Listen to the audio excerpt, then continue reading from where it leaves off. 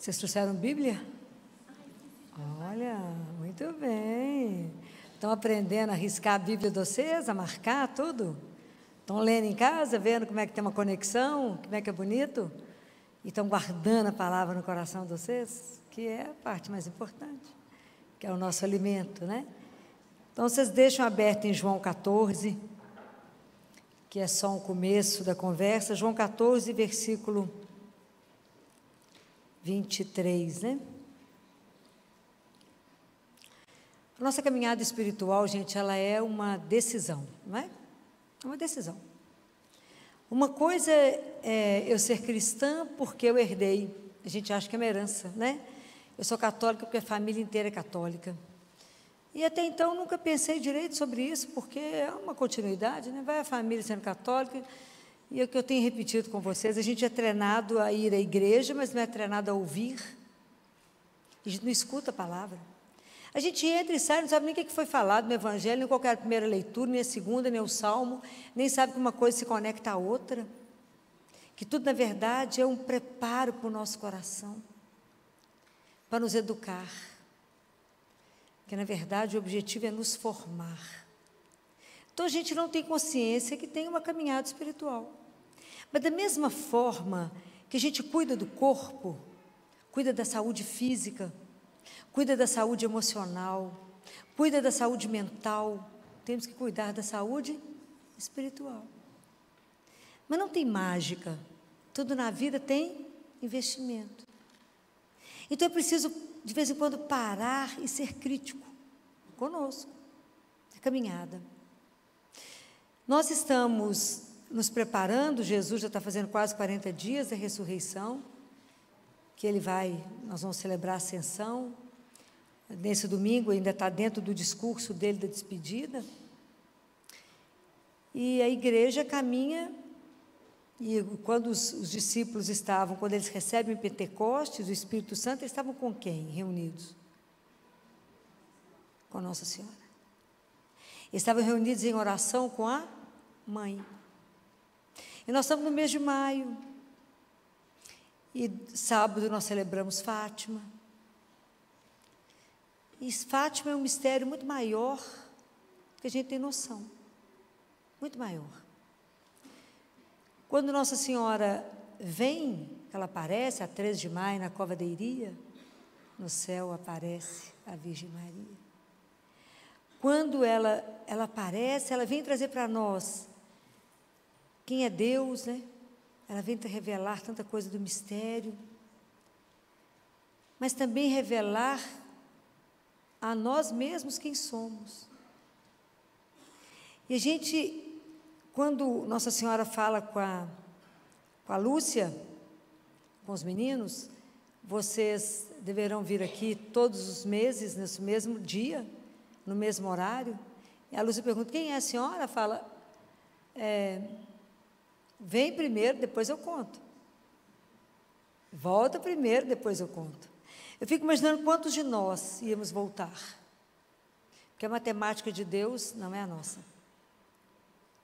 Imagina, Deus muitas vezes te dá uma ordem para você fazer alguma coisa, depois Ele te explica por quê, quando você já estiver pronto. Porque a caminhada espiritual é uma relação de confiança. Porque eu não confio numa ideia, eu confio numa pessoa. Então, quando Jesus começa aqui em João, que está colocado em capítulo 20, no versículo 23, ele fala, se alguém me ama. Aí eu fiquei parada tanto nesse versículo, que eu fiquei pensando, será que a gente tem condição de saber o que é amar a Deus? Com exceção de Nossa Senhora, que o amou como ninguém amou. Será que na minha caminhada espiritual eu não troco Ele tantas vezes por tantas ninharias? Eu troco Ele para tantos ídolos falsos, por tantas situações que me seduzem, me enganam e me enrolam, e que eu acho que é o amor perfeito e é mentira? É só ilusão e enganação? Se alguém me ama, será que a gente de verdade já parou e pensou o que é amar a Deus? Amar a Deus dentro da nossa miséria, dentro da nossa fraqueza, dentro do nosso nada, mas com o que a gente tem para amar, com o que a gente conhece de amor. que é tão limitado, que nós fomos treinados no amor, que eu só amo se. Eu só te amo se você tiver uma conta bancária legal. Eu só te amo se você for alguém importante. Eu te amo se você for lindo. Eu te amo se. E Deus não nos ama apesar de toda a nossa miséria. É uma relação tão diferente. Mas será que nós conseguimos amá-lo? Se alguém me ama, guarda a minha palavra. Se alguém me ama, guardará tudo que eu falei, aí meu Pai virá. E nós iremos fazer nele morada. Será que a gente já levou a sério o que é ser morada da Trindade? Imagina Nossa Senhora, aquela menina que andou carregando dentro dela, por um tempo, por 9 meses, ela foi o próprio templo. Imagina que naquela época que os santos dos santos, os sumos sacerdotes entravam uma vez por ano, ela carregou dentro dela o próprio Deus. Então não existe ninguém que ama mais Jesus do que ela. Por que eu estou falando nela? Porque quem pode nos ensinar a amá-lo? Ela, porque ela é a mãe do puro amor. Ela também é a mãe do temor, a mãe da ciência. Qual é o grande temor que na nossa vida espiritual nós deveríamos ter? Vamos relembrar. Quando Nossa Senhora, com Jesus com 12 anos, vai ao templo, em Jerusalém, na época da Páscoa, e ela acha que Jesus está com José, e José acha que ele está com Maria. Quando andam 3 dias, descobre que ele não está com nenhum dos dois. E ela volta. 3 dias perdidos sem ele. Então, qual é o maior temor que a gente pode ter? Perder Jesus. Esse é de verdade. O maior temor da nossa vida quer ficar sem ele. Então, ela nos ajuda se o caminho está fora, se o trem está fora do trilho, nos colocar de volta no lugar. Porque ela é mãe. Não existe ninguém que conheceu ele como ela conheceu. Ela gerou ele. Vocês que são mães, vocês sabem. A mãe conhece o filho, mesmo que ele minta, que fala, não, está tudo bem, mãe. Mentira, a mãe sabe que não está. Porque o cérebro da mãe, isso é provado pela ciência, no momento que ela está grávida, o cérebro dela é lapidado na região da sensibilidade. Então o filho põe a chave na fechadura, a mãe fala, o que aconteceu? Ele fala, nem entrei, mas a mãe sabe que o jeito que ele pôs a chave na fechadura está errado. Ele mente na voz, fala, não, mãe, está tudo bem. Ela fala, não está. O passo do filho é diferente. Vocês imaginem ela que conviveu com ele, olhando aquele menino. Primeiro ela gerou, depois ela viu ele crescer. Crescer, ele viu ele crescendo. Até virar um homem, até assumir a missão, até morrer numa cruz. E ela recebeu ele no colo, devolveu ele para o pai. Pode imaginar a alegria dela de vê-lo ressuscitado. Claro que eu acho que ela foi a primeira pessoa que o viu, né? Ele não ia a outra pessoa não ser a mãe. Não teria jeito. Então eu fico pensando, a gente já tem consciência que temos uma vida espiritual e que somos peregrinos. E nós somos peregrinos com Maria, não é? Ela é a mãe que pode nos ensinar. Mas com qual Maria que a gente caminha? Nós caminhamos com a Maria, que é a serva, a mestra, a nossa mestra espiritual, que foi a primeira discípula que andou naquele caminho estreito da cruz, até o Calvário. Ou nós caminhamos com Maria, que é aquela inatingível, aquela tão perfeita que fala, não tem jeito de imitar não, e deixa para lá. Ou caminhamos com aquela Maria que Isabel proclama, tu és bem-aventurada, por quê? Bem-aventurada és tu, Maria, por quê? Acreditastes. Será que eu convivo com ela? Ou será que eu reduzi Nossa Senhora a uma santinha que me serve, que me dá favores a um preço bem baixo? A gente precisa ser crítico. Qual é a minha relação com a Mãe de Deus? Eu não posso reduzi-la a alguém que eu tenho um aperto, como eu não posso reduzir a Jesus a um aperto como se fosse um gênio da lâmpada, que eu na hora do aperto eu esfrego e falo, faz isso para mim, Jesus. Da mesma forma, eu aperto, rezo o texto, rezo o rosário, rezo 24 horas. Eu estou querendo fazer com que vocês amadureçam na fé, para que vocês possam entender que eu não posso reduzi-la só a isso. Isso é um risco, um perigo. Eu não posso achar que ela é inatingível porque ela é imaculada, porque ela é bem-aventurada, ela é agraciada. Mas eu posso entender que ela foi uma mulher como eu. Só que recebeu, nunca pecou e recebeu as graças de Deus. Ela era agraciada. Quem que podia imaginar que aquela menina buscando lenha e buscando água, que nunca se meteu com a vida de nenhum vizinho, era a bem-aventurada de Deus, era a agraciada de Deus.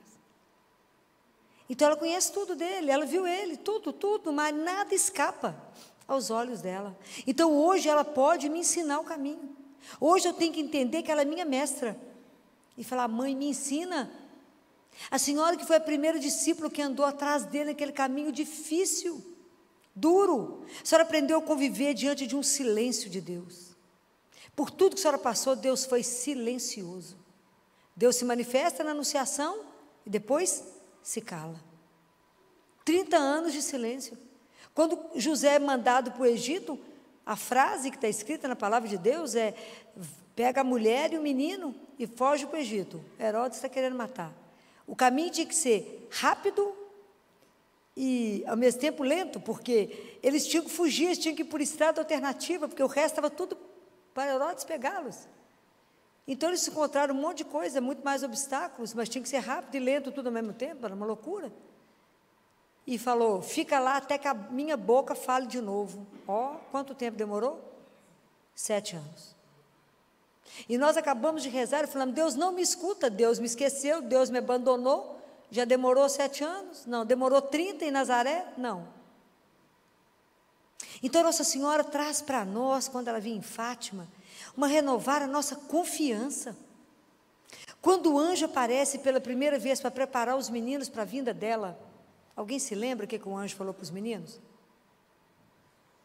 Nada, né? É difícil lembrar dessas coisas, né? O anjo fala para os meninos: os corações de Jesus e Maria estão atentos às vossas preces. Quer dizer que Deus não é surdo, e que Ele vê, e que Ele escuta. Então o que nos falta?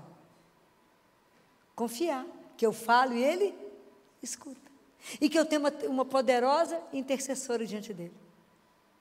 Ela está do lado dele, são os corações juntos. O coração de Deus e o coração de Maria estão atentos às vossas preces. E aí, depois da segunda vez que o anjo aparece, o anjo fala com eles: Deus tem um projeto grandioso para a vida de vocês.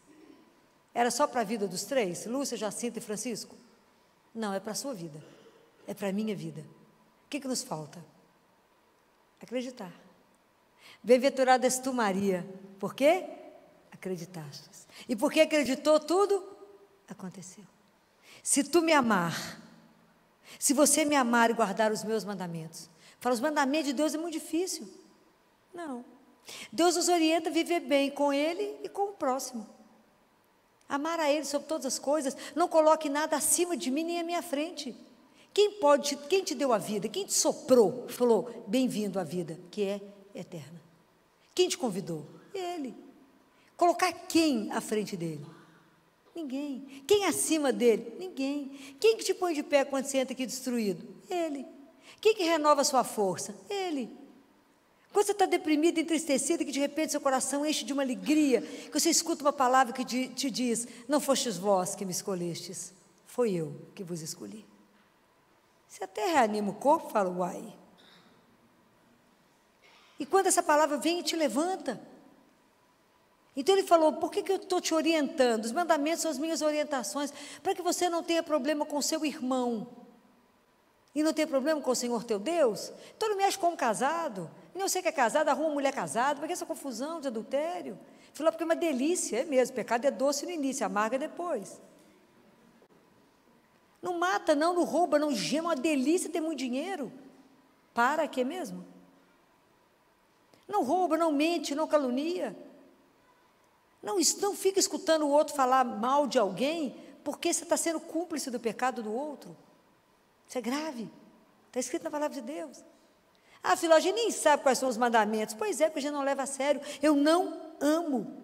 Porque se eu namoro alguém, eu sei que ele gosta da comida X, da roupa Y, disso, eu vou fazer tudo que ele gosta.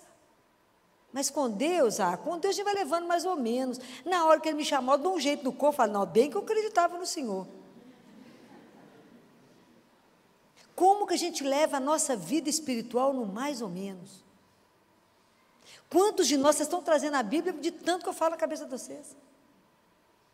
E é tão sério, está tudo escrito na palavra, mas a gente não leva a sério. Como a gente não leva a sério o que Nossa Senhora pediu? O que ela pediu em Fátima? Rezem o rosário todos os dias, tem mais de um século. E ela falou, e eu lançarei o meu manto sobre as casas que rezarem e evitarei muitos problemas. Hoje, quando eu fico vendo o mundo virado do avesso, eu penso, e se vocês estudarem toda a história da igreja, vocês verão, quando é que nós começamos a ter problemas, foi quando parou de rezar o rosário. Só estudar. Segunda coisa que ela pediu.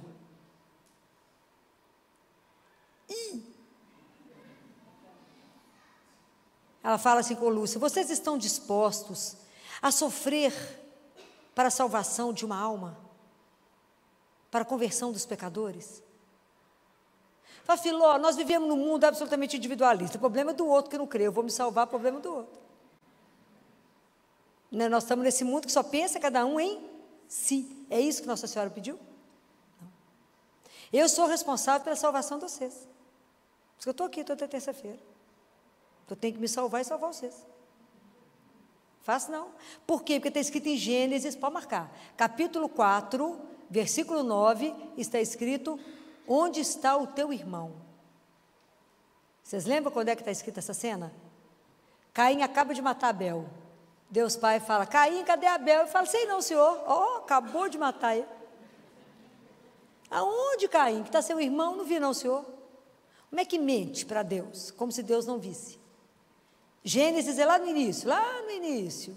Capítulo 4, versículo 9, onde está o teu irmão? Então, quando Nossa Senhora pede para a gente rezar o terço, ela nos ensina que o terço, primeiro, o corpo do terço, o corpo, é oração vocal, é Pai Nosso e Ave Maria.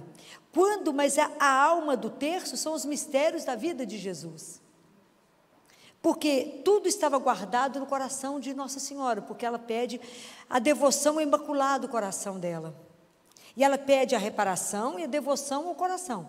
E o anjo fala, é preciso consolar o teu Deus. Então é tão bonitinho, porque quando Nossa Senhora pergunta se estão dispostos a sofrer, naquele dia a família da Lúcia, a família dela que era pobre, ficou pior, porque sofreu muita coisa. A mãe dela não acreditou, não era para contar para ninguém, Jacinta conta para a mãe dela, a mãe da Lúcia fica brava, aquela confusão. E a Lúcia sofre muito, e aí ela volta, aparece para Nossa Senhora, aparece, ela fala, me leve embora. Nossa Senhora fala com ela, o meu coração será um refúgio para você, Lúcia. O que é refúgio? É um abrigo. É aqui que você vai se esconder, porque Jacinta e Francisco eu vou levar, rapidinho. Ela falou, mas eu vou ficar sozinha? Não, eu serei o seu refúgio. Então Maria é um refúgio para nós. Nos momentos difíceis, na hora que não está fácil, é ela que nos esconde, é ela que nos ensina. Rezem o terço, porque por enquanto, vocês vão entender que o terço é uma oração contemplativa. As pessoas falam, eu tenho preguiça de rezar o terço, porque repete. Por quê? Porque é contemplativo. Até que a oração vai passar da cabeça para o coração. E se no início eu medito os mistérios da vida de Jesus, que estava no coração de Nossa Senhora, em Lucas, por 2 vezes ele fala, quando o menino nasce e quando ele perde, Nossa Senhora guardava tudo no coração dela. É quando Lucas descreve. Então, de Nazaré, de Belém a Jerusalém, onde tudo começa e tudo termina, está tudo no coração dela. Tudo no coração de Maria. Então, depois, à medida que a gente vai rezando, que a gente vai ganhando graças e graças, que a gente passa a meditar os mistérios da nossa vida, nos mistérios da vida de Cristo, sob o olhar dela e dele. Mas tem um chão, né? Porque a gente tem que ser perseverante. Então, a gente aprende que a gente reza. E eu rezo pela alma do outro. Eu rezo pela conversão dos pecadores. Quando a gente reza o texto, a gente reza pela conversão dos pecadores. Que a gente intercede pela vida de alguém. E aí a Jacinta era a grande intercessora. E ela fazia jejum e falava com Jesus, falava com Nossa Senhora, para que alguém não vá para o inferno. E hoje nós nos preocupamos com as almas que vão para o inferno. A gente nem acredita que tem inferno. Fala, Filó, que palhaço, não existe. Existe. Nossa Senhora revelou para os meninos, eles viram o inferno. Nós não acreditamos nisso, então nós nem temos temor de perder a Deus, nós estamos levando a nossa vida espiritual sem nenhum zelo por ela.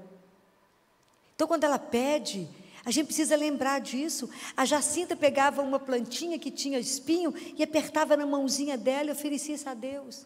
Quando ela adoeceu para morrer, que foi a peste, ela falou, que foi aquela gripe espanhola, ela falou com Jesus, eu ainda dou conta de sofrer mais um pouquinho, para que alguém se salve. Aí ela foi transferida sozinha para Lisboa. Era uma menina de 8 anos.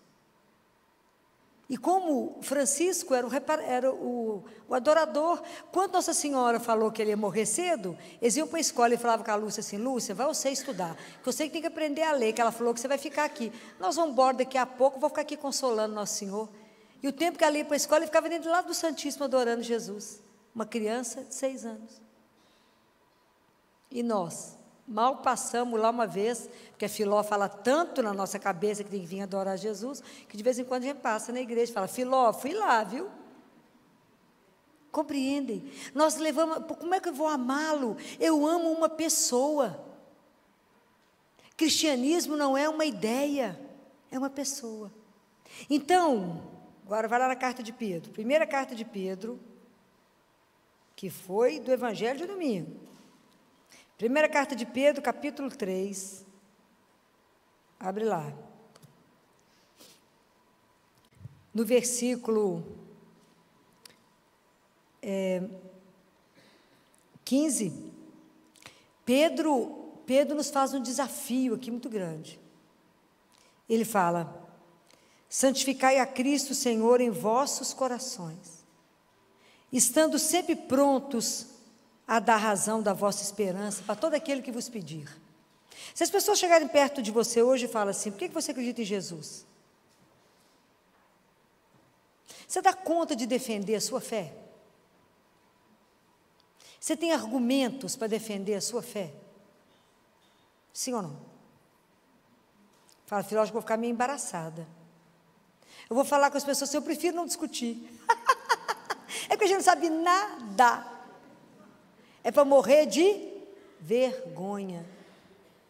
Então eu vou sugerir para vocês 2 livros, anota aí. Filó, são livros difíceis? São. Nós temos que largar de moleza. Nós temos que começar a estudar. Então, eu já não vou lembrar o século, se foi século IV, eu já não vou lembrar. É apologética. O que é apologética, Filó? Alguém sabe o que é apologética? Vou fazer vocês falar difícil, né, gente? Bacana. Apologética é defender a verdade da fé, com argumentos. Então, tem 2 livros famosos, que é de São Justino Mártir. Um chama-se Apologética, e o outro é a conversa dele, a discussão dele com Tufão, que era um judeu, que criticava o cristianismo. Então, são discussões brilhantes. Nós temos que conhecer aonde está tudo fundamentado. Vocês acham isso na internet, você baixa no Google. Vocês podem baixar esses livros. Tem que ter paciência para estudar, tempo. Filó, não tem tempo, esse negócio é muito difícil. Vocês imaginam se eu tenho. Tem que ler. É claro, quem quiser. Né, gente? Eu fico forçando vocês. Se Pedro me desafiou vocês, eu tenho que cutucar vocês, senão não sai do lugar. Ou sai? Não sai. Não sai. Então é preciso que a gente estude. Porque Pedro fala, vocês têm que defender, mas com mansidão e respeito. Mas eu tenho que ter argumento. Eu tenho que saber porque que eu creio nele. Onde que ele cumpriu todas as promessas do Antigo Testamento. Por que ele é o Filho de Deus? Se você me amar. Ai, meu Deus. Esse primeiro versículo arrebenta com a gente. Se você me amar. Então você vai saber tudo a meu respeito? Você vai me defender? você vai revelar na sua vida por que eu sou importante para você, e vai falar, não, isso eu não vou fazer, porque isso vai deixar Jesus triste. Não posso fazer isso. Eu não posso ofender aquele que me amou como ninguém me amou, aquele que me deu o direito, que muito mais do que me salvar, me fez filho de Deus. Gente, a gente não tem noção do que significa isso. Nós nos tornamos filhos do Altíssimo. Isso é uma coisa surreal. Quando é que aquele povo podia imaginar que alguém mortal como nós se tornaria filho de Deus? E se filho herdeiro de uma herança eterna, convidado a uma vida que não vai acabar. Gente, isso é uma coisa louca. Uma coisa louca. Conviver no céu com os santos é uma coisa doida. Também que tudo é eterno, que nós temos muita coisa para fazer. Não pense que a morte vai ter a última palavra, que nada. Ela é a porta para me fazer voltar para casa. Compreendem? Nós não podemos ficar dormindo. Acorda.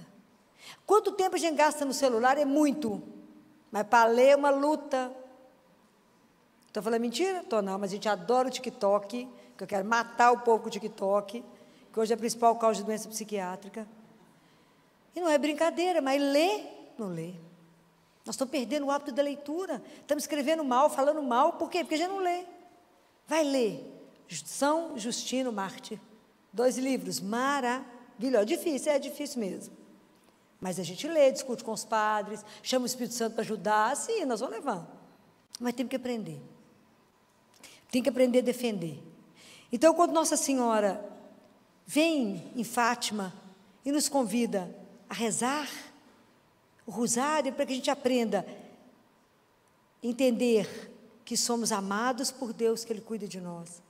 Que a gente reza intercessão uns pelos outros. A gente nunca imaginou que rezar o terço é tanta coisa, né? Que o terço é a oração universal. Quando Bento XVI renunciou, não sei se vocês sabem disso, o povo foi para a Praça do Papa. E fizeram o que lá? O que o povo fez, gente? Rezou o quê? O terço. É de novo a mãe com os filhos diante de uma situação crítica da igreja.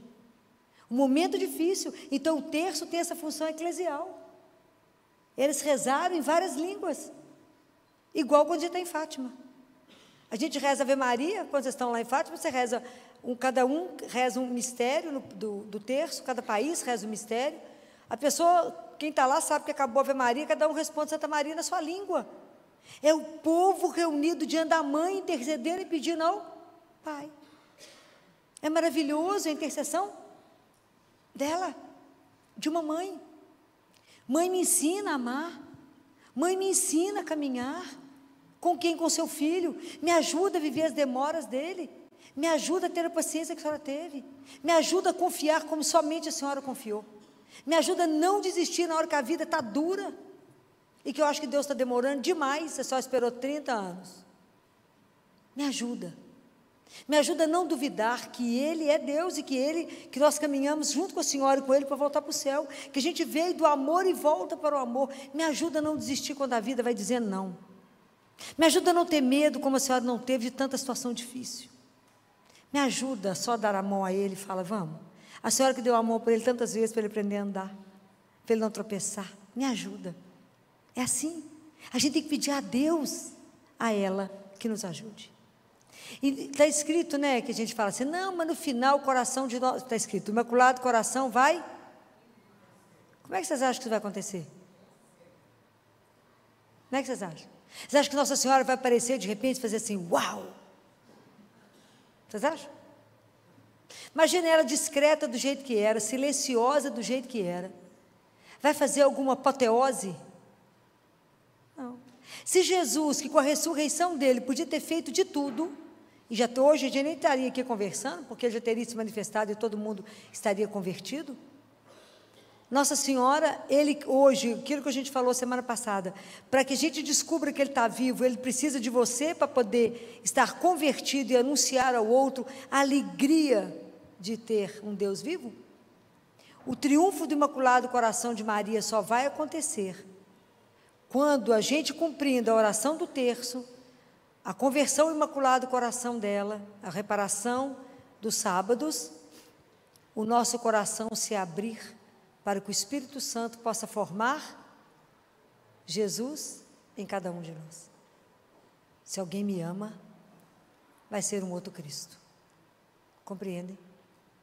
Então o caminho, por isso que o caminho nosso é pessoal, porque a resposta quem pode dar esse caminho é só eu.